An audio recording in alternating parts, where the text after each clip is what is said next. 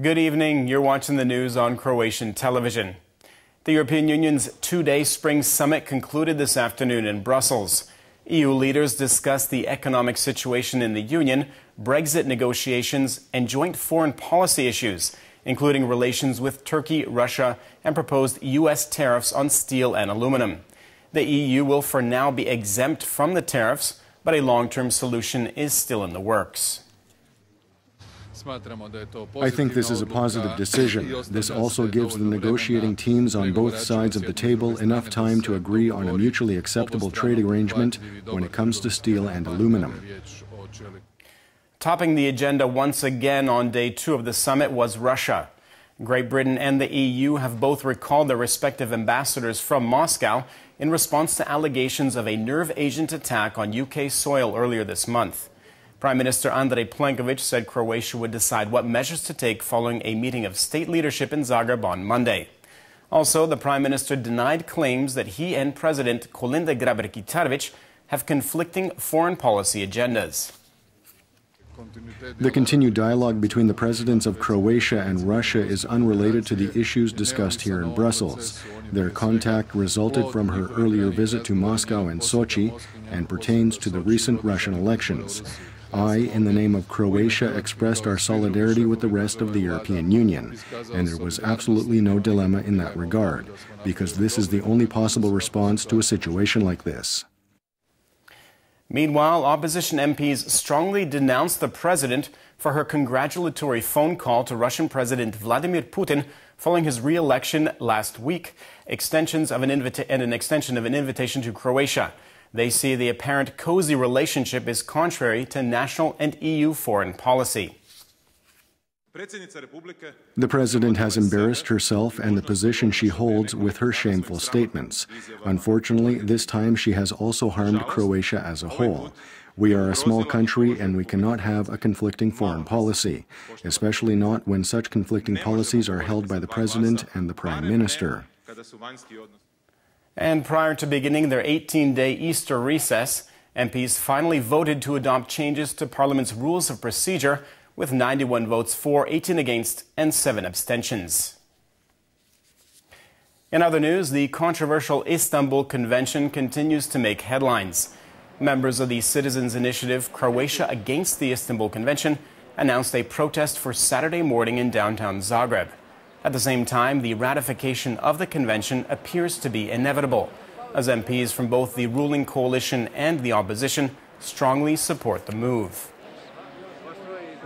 The movement will begin here at 11 a.m. on the Victims of Fascism Square. Afterwards, the procession will move along Franjo Rački Street to Jurišićeva, through Banja Luka Square and up to St. Mark's Square. And a bit of good news for the victims of the devastating landslides in Hrvatska Kostajnica that destroyed 7 homes earlier this month. The government has provided them all with long-term accommodations in the nearby city of Petrinja.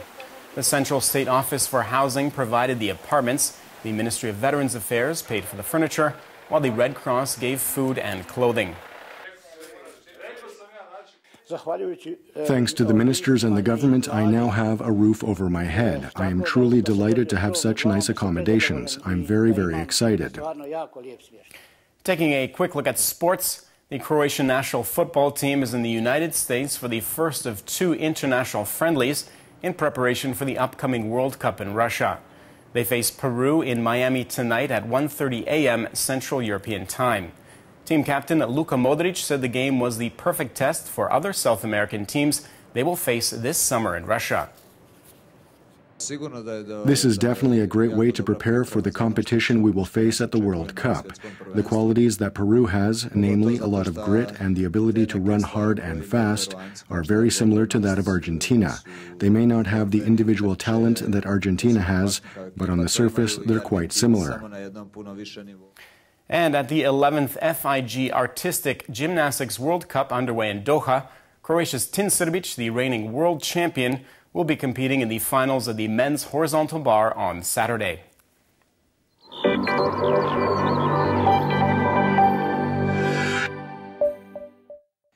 Tomorrow's weather forecast calls for partly sunny skies in the interior and mostly sunny on the coast.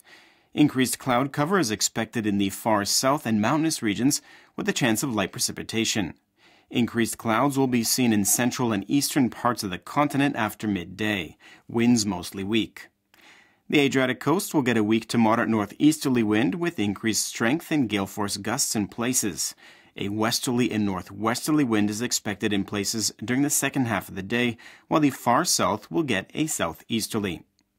Morning lows of -4 to +1 degree inland and from 2 to 7 on the coast will give way to highs of 4 to 9 inland and from 9 to 13 degrees Celsius on the coast.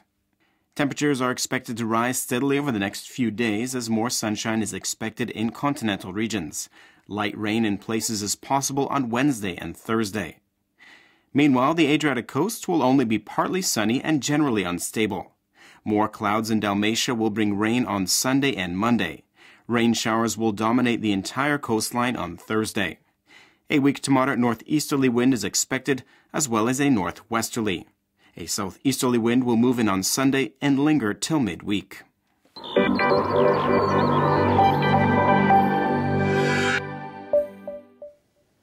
And that brings us to the end of our program. Thanks for watching. We'll see you again tomorrow night.